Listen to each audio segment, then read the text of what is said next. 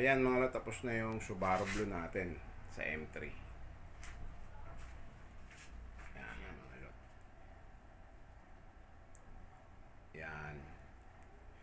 Parang mga kumikinang-kinang. O yan. Pag tinamaan ng liwanag yan, kumikinang yan. Hindi na lang natin yan makabit mga lot. Tapos, pakita ako sa inyo ng buo.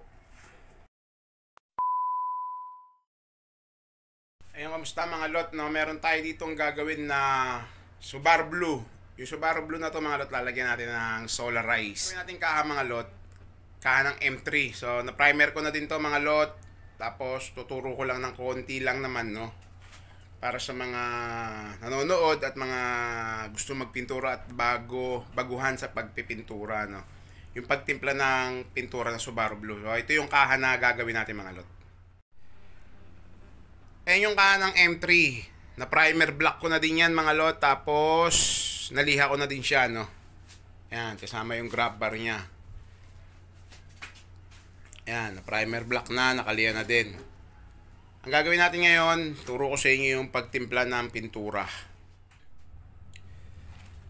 So mga lot, meron tayo ditong emptying lata. Itong lata na to, 1 liter laman nito. Tapos meron tayo ditong Subaru Blue na 500 ml. Yan. Pakita ko muna sa inyo.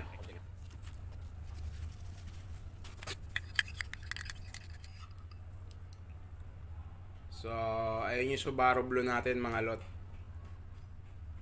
500 ml to. Sali natin dito sa lata. Itong pintura na to mga lot, medyo malapot. Ang gagawin natin sa kanya, isang 500 ml na thinner ang ilalagay natin dito.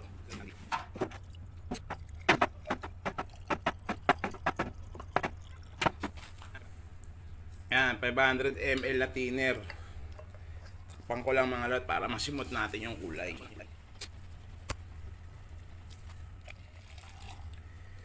Pag medyo malapot yung pinturang nabili nyo mga lot, ang gagawin yung timpla doon, halimbawa 500 ml yung pinaka-pintura niya, ang gagawin yung timpla doon, 500 ml na thinner, tsaka kalahati nito, 500 ml. So lumalabas yung magiging thinner niya, 750. 500 ml, tsaka 250 ml, 750 ml na thinner.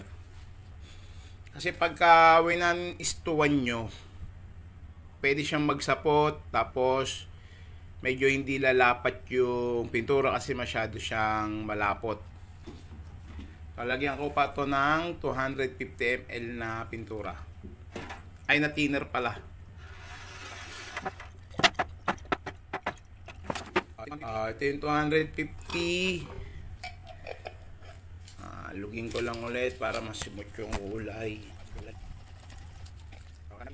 Salin natin dyan. Yan, ito na ngayon yung Subaru Blue natin. Pagkatapos natin pinturahan ng Subaru Blue to, patutuyuin ko lang yung kaha. Pagkatuyo ng kaha, ito top coat natin. Lalagyan natin ng Solarization top coat. Para pagka natuyo na yung kaha ng M3, yan, meron siyang, pag tinamaan siya ng liwanag, meron siyang kumikinang-kinang. Ayan na yung Subaru Blue natin, no? Ayan mga lot, buga na natin tong Subaru Blue doon sa kanan ng M3.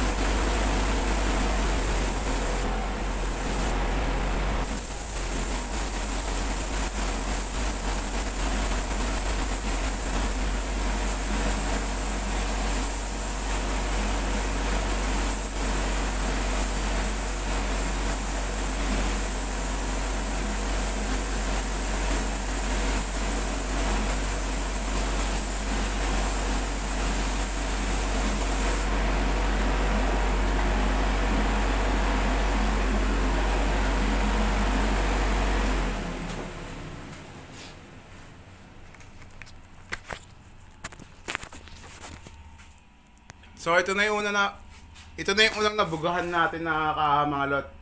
Ayan, patutuyuin lang natin yan, tapos top coat ko na yan mga lot na merong solarize. So mamaya papakita ko sa inyo kung ano yung ilalagay ko yung solarize yung sa top coat mga lot.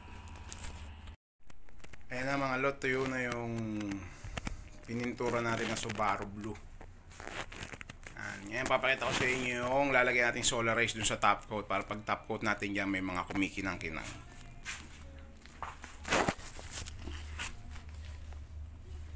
So ito yung top coat natin mga lot. Yan. Tapos ito naman yung solarize na gagamitin natin dyan. Yan.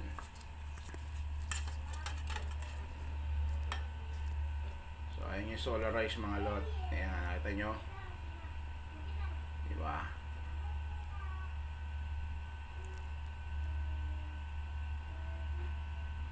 Yan. Susulon tayo ng konti dyan. Tapos halo natin sa top coat.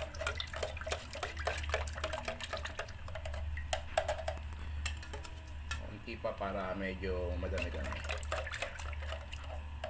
Tapos ayun na ngayon yan. Ayun na ngayon yung solarize niyan. Yan. So buga na natin to mga lot para makita na natin.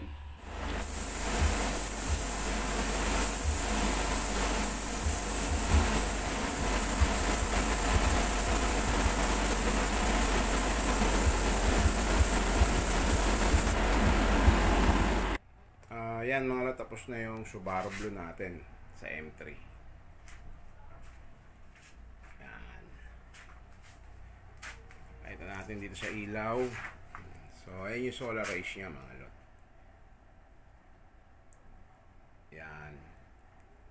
Parang mga kumikinang-kinang. O yan. Pag tinamaan ng liwanag yan, kumikinang yan. Yan, hintayin na lang natin yan makabit mga lot. Tapos pakita ko sa inyo ng buo. Yan mga lot. Itong Subaru Blue na to, may pagka to mga lot, may pagka violet. Parang pag tinamaan din siya ng liwanag, nag-shade na ng violet. Parang pag tinamaan siya ng liwanag, yan, may lumalabas na violet na kulay. Yan, so mga lot, hintayin na lang natin ito mabuo para mapakita ko sa inyo mga lot.